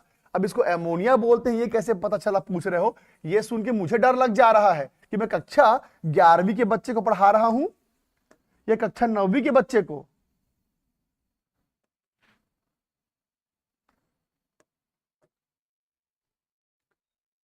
ठीक है, चलो ठीक है। 3H2 3 मोल का, हाँ चलो। अगर आपको ये दिक्कत हो रही है कि नीचे में मैंने क्या क्या लिखा है, अगर आपको ये दिक्कत हो रही है कि नीचे में मैंने क्या क्या लिखा है, उसको फिर से बता दूं तो एक एग्जांपल और बताता हूं आपको, एक एग्जांपल और बताता हूं। यहां देखो बेटा, ये देखो एक एग्जांपल और, जैसे कि HCl NaOH से क्रिया करेगा तो NaCl और H2O बनेगा। अब तुम देखो बेटा, अब तुम ये देखो, कहीं पर सामने 2 3 ऐसे नहीं लिखा है, 2 3 ऐसे नहीं लिखा है। तो इसका मतलब इसमें सब में आपको क्या करना है बेटा? सब में आपको 1 मोल लिखना है, सब में आपको 1 मोल। तो ये है फिर 1 मोल, ये भी है 1 मोल, ये भी है 1 मोल, और ये भी है 1 मोल। तो आप चिंता मत करो, परीक्षा में लिखा हुआ आता है कि सामने में 2 रहेगा कि सामने में 3 रहेगा, वो परीक्षा में लिखा हुआ आता है। हालांकि आगे चल के आप खुद बैलेंस करना सीख जाओगे, आपको सिखाया जाएगा, पर अभी चिंता मत करो, इस टॉपिक में पहले से लिखा हुआ आएगा। अब यहां सामने में कुछ नहीं लिखा है, इसलिए सबको 1 मोल कर दिया। अब 1 मोल करूंगा तो ये कितना होगा बेटा? 6.022 6.022 6.022 6.022। अब इसका भार, तो HCl का भार होता है 36.5 ग्राम, इसका भार होता है बेटा 40 ग्राम, इसका भार होता है 58.5 ग्राम, इसका भार होता है 18 ग्राम।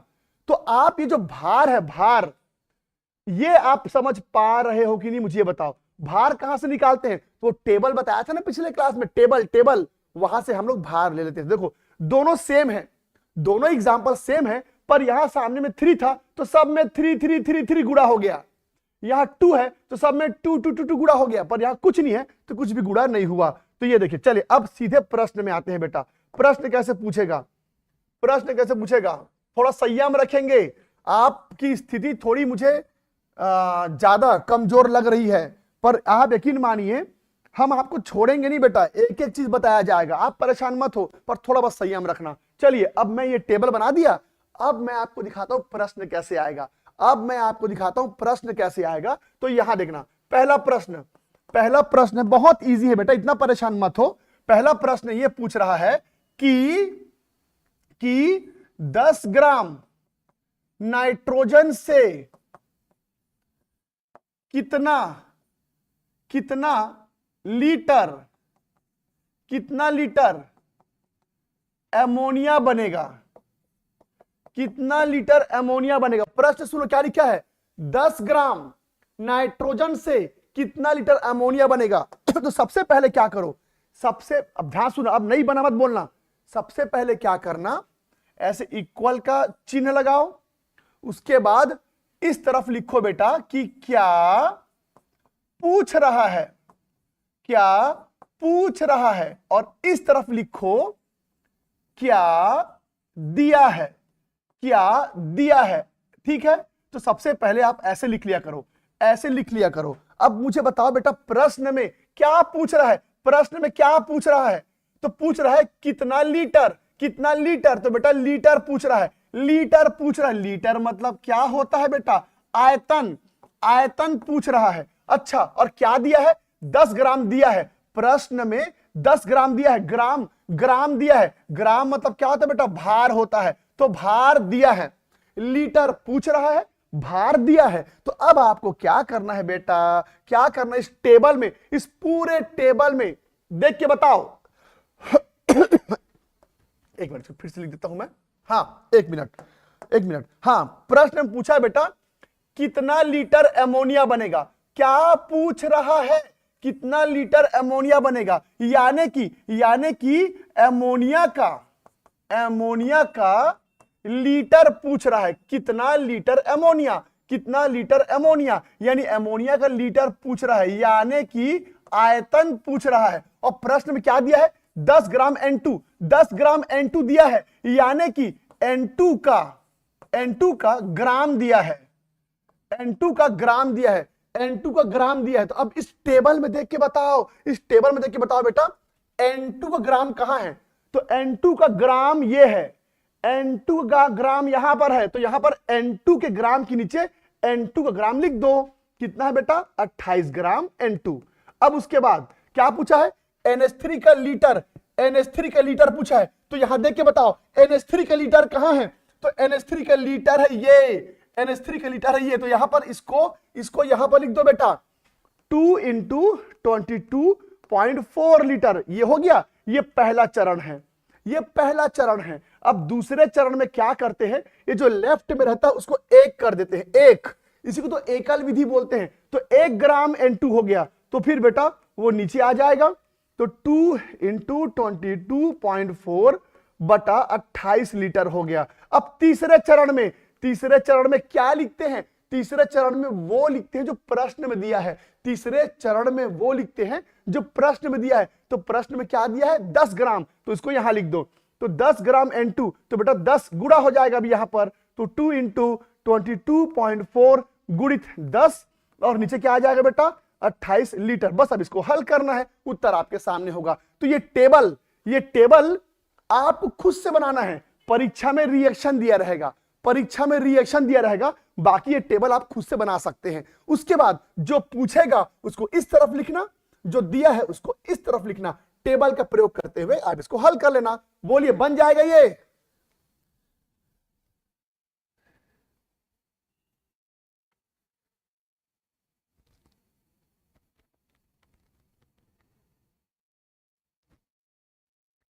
आरती कुमारी जी क्या पूछे बेटा, हाँ, जिसके आगे जितना अणु होगा उतना ही मोल रहेगा बेटा, ठीक है।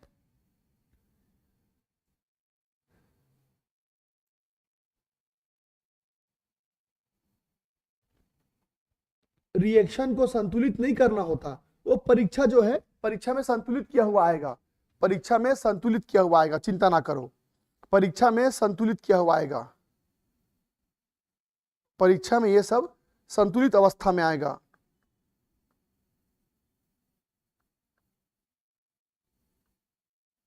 कितना उत्तर आया बेटा इसका? 16। उत्तर कितना होगा इसका? 16 लीटर, 16 लीटर एमोनिया।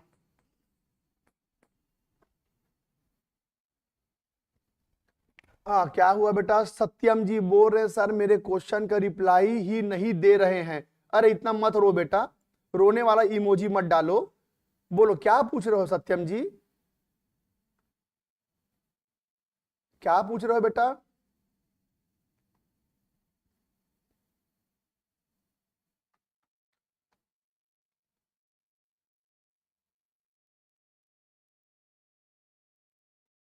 हाँ, ये 10 ग्राम दिया रहेगा ना बेटा परीक्षा में, ये जो लिखा हूं ना 10 ग्राम, ये तो परीक्षा में दिया रहेगा ना, ये तो प्रश्न नहीं है आपका, वो दिया रहेगा प्रश्न में, ठीक है।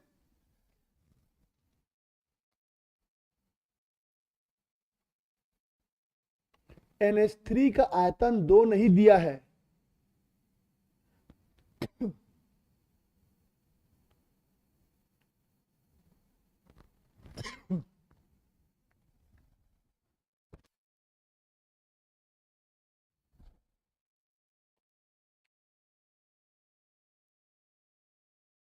सोलह लीटर, लीजिए उत्तर आ गया 16 लीटर।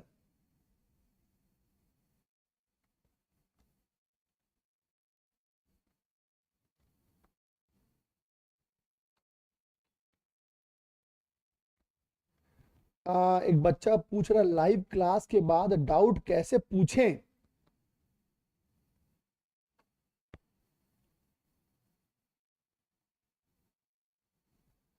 अच्छा, एक बच्चा पूछ रहा है ऊपर हेडिंग क्या दें?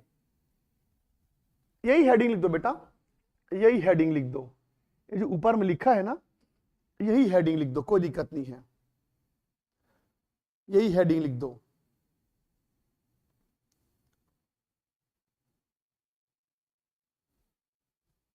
अच्छा, आप मुझे बताइए, आप लोगों ने हमारे टेलीग्राम चैनल को ज्वाइन कर लिया है ना?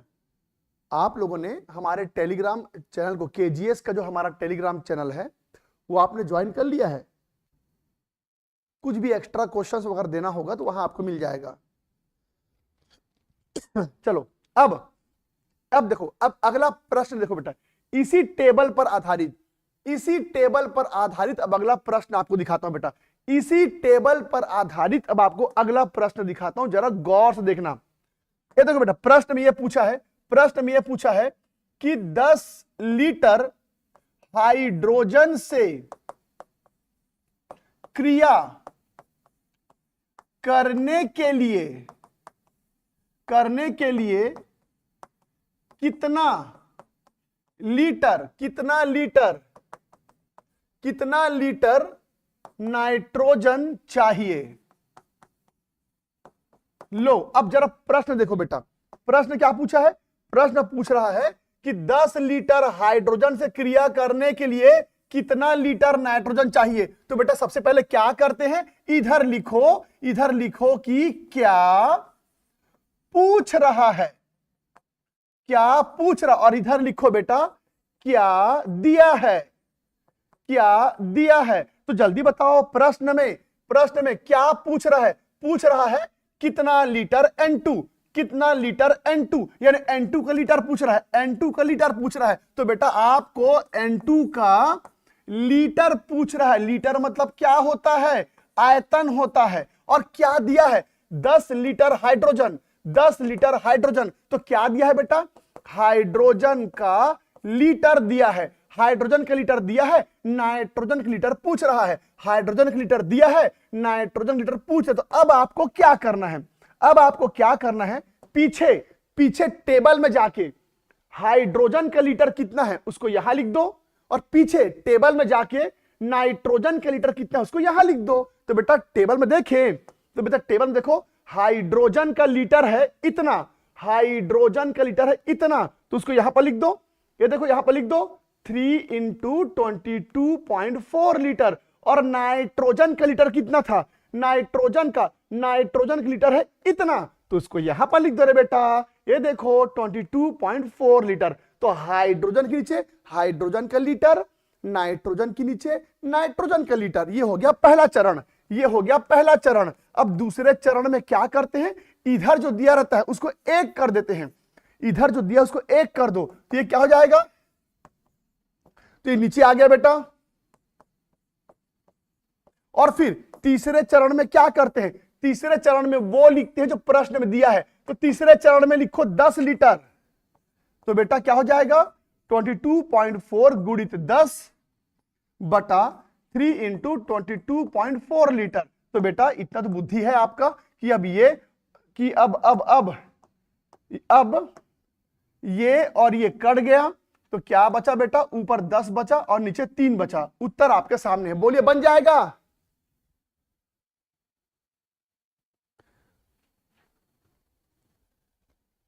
बन जाएगा। अब समझ में आ रहा कैसे करना है।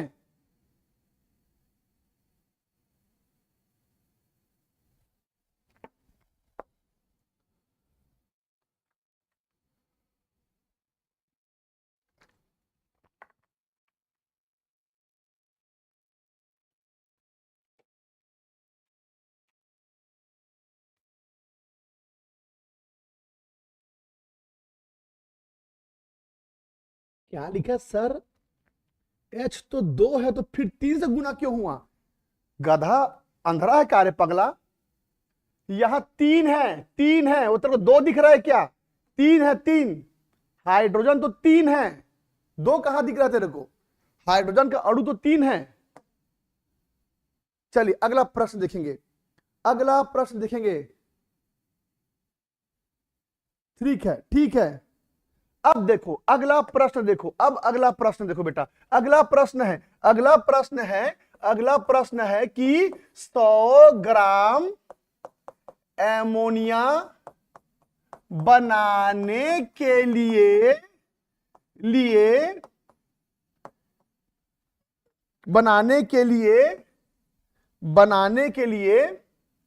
नाइट्रोजन की कितनी मात्रा चाहिए,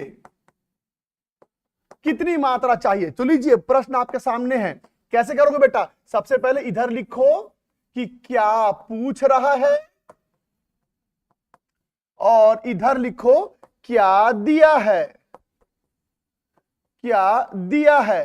तो बेटा जल्दी बताओ प्रश्न में क्या पूछ रहा है, 100 ग्राम एमोनिया बनाने के लिए नाइट्रोजन की मात्रा कितनी होगी। तो बेटा आपको नाइट्रोजन की मात्रा पूछी जा रही है, नाइट्रोजन की मात्रा। जानते हो ना मात्रा किसको बोलते हैं, ग्राम को बोलते हैं, ग्राम को मात्रा बोलते हैं। तो बेटा नाइट्रोजन की मात्रा पूछी जा रही है, यानी नाइट्रोजन का ग्राम पूछा है। और क्या दिया है, 100 ग्राम NH3। तो बेटा आपको NH3 का ग्राम दिया है, NH3 का ग्राम दिया है। तो क्या दिया है, क्या दिया है, NH3 का ग्राम दिया है, ग्राम मतलब मात्रा। तो बेटा NH3 का ग्राम दिया है, N2 का ग्राम पूछ रहा है। तो कैसे करोगे रे बच्चों, कैसे करोगे। तो जल्दी से पीछे टेबल में जाएंगे और उस टेबल में देखेंगे NH3 का ग्राम कितना है, पीछे जाएंगे टेबल में देखेंगे कि N2 का ग्राम कितना है। तो NH3 का ग्राम कितना था बेटा, NH3 का ग्राम कितना था टेबल में, तो NH3 का ग्राम है ये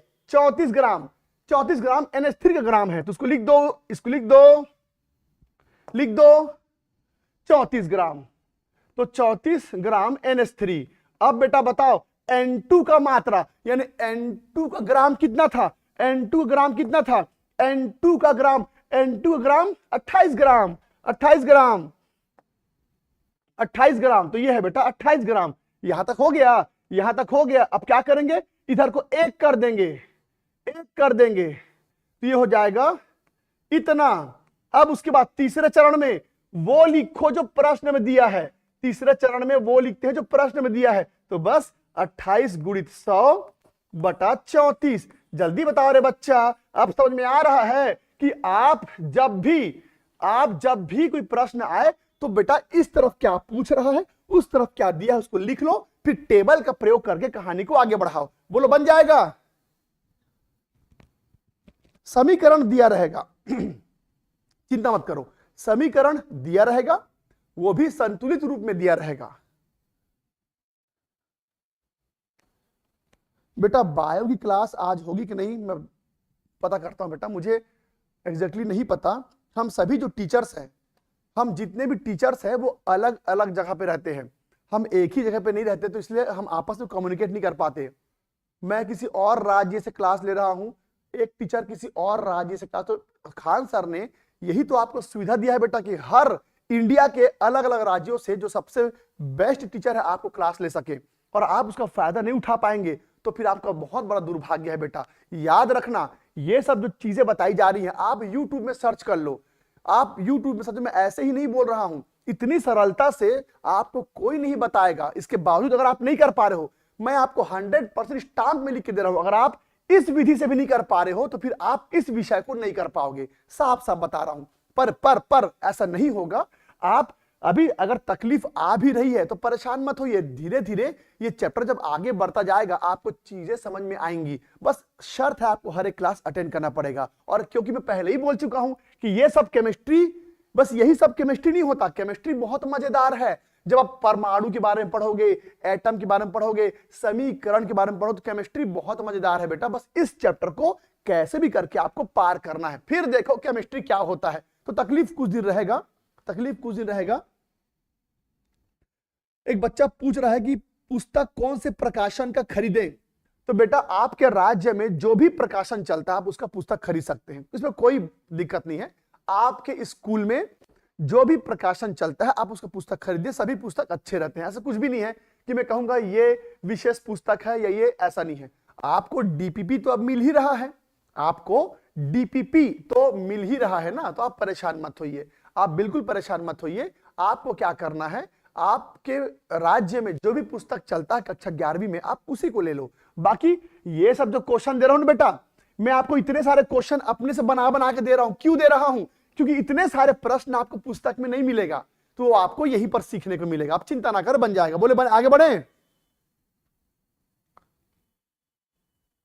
हाँ बेटा एनसीईआरटी पढ़ सकते हो, बिल्कुल पढ़, पर एनसीईआरटी डायरेक्ट समझ में नहीं आता, एनसीईआरटी डायरेक्ट समझ में नहीं आता, उसके लिए आपको टीचर की आवश्यकता पड़ेगी। नोट्स बनाना बताएं। नोट्स बनाना बताएं, बिल्कुल बताते हैं। ये जो टॉपिक है ना बेटा, ये जो अभी टॉपिक चल रहा है, इसका नोट्स यही है जो लिख रहा हूं मैं, इसका नोट्स यही है। इसमें कोई अलग से विशेष नोट्स नहीं बनता। जैसे मान लो ये जो लिखा हूं ना बेटा, इसमें कोई नोट्स नहीं बनता, कोई परिभाषा ही नहीं है। नोट्स बनाते कैसे हैं? नोट्स कैसे बनाते हैं? अरे भाई मान लो आपके पास कोई पुस्तक है, समझना बेटा। मान लो मैं आपको दिखाता हूं, ठीक है, रुको एक एग्जांपल दिखाता हूं, मैं आपको एक एग्जांपल दिखाता हूं, रुको 1 मिनट रुकना बेटा। होपफुली मैं आपको दिखा पाऊंगा। जैसे जब आप कोई चैप्टर शुरू करते हो, मैं आपको दिखाता हूं, उम्मीद है कि आपको शायद ये दिख जाएगा। अभी नोट्स बनाने का परेशान मत होइए। ये देखो, आपको उम्मीद है कि ये दिख रहा होगा। ये पुस्तक मैंने सामने रख दिया, अब होता क्या है बेटा, किसी भी पुस्तक में जब कोई टॉपिक चालू करते हैं तो उसके नीचे जो दिया रहता है, ये जो गाढ़े रंग में दिया रहता है, ये परिभाषा है बेटा। हालांकि यहां पर क्या लिखा है वो आपको नहीं दिख रहा होगा, बस बता रहा हूं। ये जो गाढ़े रंग में लिखा है वो परिभाषा है। उस परिभाषा को लिखेंगे अपने कॉपी में और नीचे उदाहरण लिखेंगे। ये जो परिभाषा है इसको आप अपने कॉपी में लिखेंगे और नीचे उदाहरण लिखेंगे। पर क्योंकि पुस्तक में एक ही दो उदाहरण दिया रहता है, तो ज्यादा उदाहरण आप हमारे क्लास में से लिखेंगे। क्लास में आपको ढेर सारे में एग्जाम्पल करवा रहा हूं, तो आपको क्लास में से और एक्स्ट्रा से एक्स्ट्रा एग्जाम्पल लिखना है। तो जैसे ये जो टॉपिक चल रहा है ना बेटा, इस टॉपिक में कोई ऐसा अलग से परिभाषा नहीं है, कोई परिभाषा नहीं। तो यही आपकी परिभाषा है। क्या? मैं बताता हूं। मैं आपको, अगर आपको मान लो नोट्स बनाना है इस टॉपिक में, तो कैसे लिखोगे? स्टोकियोमेट्रिक समीकरण का अर्थ होता है जब भी कोई अभिक्रिया संतुलित होता है उसको स्टोकियोमेट्रिक अभिक्रिया कहते हैं। अब जो स्टोकियोमेट्रिक अभिक्रिया होता है उसमें मोल परिकल्पना कैसे लागू होता है, तो इस उदाहरण को लिख के इतना लिख देना। ये आपके कक्षा 11वीं के स्कूल के एग्जाम के लिए काफी है। आपके कक्षा 11वीं के स्कूल के एग्जाम के लिए काफी है। तो इसमें कोई परिभाषा नहीं है ना बेटा। अभी जब ये टॉपिक खत्म हो जाएगा, यहां दिखाता हूं मैं आपको, ये देखो ये देखो ये देखो, जब मैंने आपको ये टॉपिक पढ़ाया था तो देखना तत्व का, अणु का, परमाणु का परिभाषा लिख के लाया था, तो उसको लिखना है। जब मैंने ये सब करवाया तो मैंने परिभाषा लिख के लाया था उसको, पर इसमें कोई परिभाषा नहीं है। इस वाले में, इस टॉपिक में कोई परिभाषा नहीं है। तो अभी 2-3 दिनों तक आपको बिना परिभाषा के बस प्रश्न बनाना है। ये सिर्फ न्यूमेरिकल है, इसमें बेटा सिर्फ न्यूमेरिकल रहता है, इसमें सिर्फ न्यूमेरिकल है। तो इसका नोट्स कैसे बनाएंगे? नोट्स कैसे बनाएंगे? आप पहले कॉपी में हेडिंग डाल देना और लिख देना कि इस विषय में सिर्फ न्यूमेरिकल रहता है। तो जितने प्रश्न मैं करवा रहा हूं उसको कॉपी में लिखते जाओ, हल करते जाओ, कॉपी में लिखते। क्योंकि मैं जितने प्रश्न करवा रहा हूं इतने सारे प्रश्न आपको कहीं नहीं मिलेंगे, किसी भी पुस्तक में नहीं मिलेगा। और पुस्तक में मिलेगा भी तो मिक्स रहता है, वो सब मिक्स रहता है। आप ढूंढते रह जाओगे कि इस टॉपिक का उदाहरण कहां है। तो आप क्या करो, कॉपी में इसको हेडिंग डालो और लिख दो कि इसमें सिर्फ न्यूमेरिकल रहता है। तो अब न्यूमेरिकल रहता है तो बस प्रश्न आएगा, तो सारे प्रश्न जो मैं करवा रहा हूं उसको लिख के उदाहरण लिखते जाओ। बस यही आपका नोट्स है बेटा, यही आपका नोट्स है। हाँ, जब ये सब पढ़ाऊंगा, ये सब तो इसमें मैं परिभाषा लिख के लाऊंगा, आप चिंता मत करो। ये सब जब करवाऊंगा तो इसमें परिभाषा मैं लिख के लाऊंगा, उसी परिभाषा को अपने कॉपी में लिखेंगे और जो कुछ बताऊंगा उसको नीचे में लिखते जाना है। इस तरह से नोट्स बनाते हैं। तो इस चैप्टर में ज्यादा नोट्स बनाने का कोई खास तरीका नहीं है। हाँ, पर इसके आगे जितने चैप्टर आएंगे, फिर इसके आगे जितने चैप्टर आएंगे उनमें ढेर सारी परिभाषाएं होंगी। तो वहां पर फिर आपको और बेहतर बताते जाऊंगा। तो यहां पर कोई खास न्यूमेरिकल है इसलिए इसमें कोई खास परिभाषा वगैरह नहीं है बेटा, ठीक है? ठीक है। टेलीग्राम कैसे ज्वाइन करें? तो केजीएस ग्रुप का टेलीग्राम चैनल है बेटा, केजीएस हमारा जो ग्रुप है उसका टेलीग्राम चैनल है। तो मैं उसका लिंक तो मेरे पास अभी नहीं है, अगले क्लास में मैं यहां पर डिस्प्ले कर दूंगा। टेलीग्राम चैनल जो हमारा है वो मैं वहां पर डिस्प्ले कर दूंगा। मेरे ख्याल से हमारा जो टेलीग्राम चैनल है केजीएस नीट के नाम से ही है बेटा, केजीएस नीट के नाम से ही हमारा टेलीग्राम चैनल है। तो उसको आप ज्वाइन कर सकते। मैं एक बार चेक करता हूं, रुको। तो हमारा जो टेलीग्राम चैनल है वो है केजीएस नीट के नाम से। तो हमारा जो टेलीग्राम चैनल है वो केजीएस नीट के नाम से है। तो आप उसको ज्वाइन कर सकते हो, आप उसको ज्वाइन कर सकते हो। तो वहां नोट्स वगैरह बीच बीच में अपडेट वगैरह मिलते रहते हैं, ठीक है? ठीक है। तो चलिए आज का क्लास इतना ही करते हैं बेटा। अगले क्लास में इस पर आधारित अभी और बहुत सारे क्वेश्चन करेंगे। तो प्लीज अपने दोस्तों को बताओ कि क्लासेस शुरू हो चुके हैं। अगर कोई बच्चा अपना कक्षा 11वीं मजबूत करना चाहता है तो क्लासेस मिस ना करें। तो चलिए कल इसी टाइम पे मैं मिलूंगा बेटा इसी के और बेहतर एग्जाम्पल के साथ। तो चलिए आज की क्लास में तय करते हैं बेटा, अगले क्लास में मैं मिलता हूं अगले और बहुत सारे एग्जाम्पल के साथ, ठीक है? Take care, bye bye.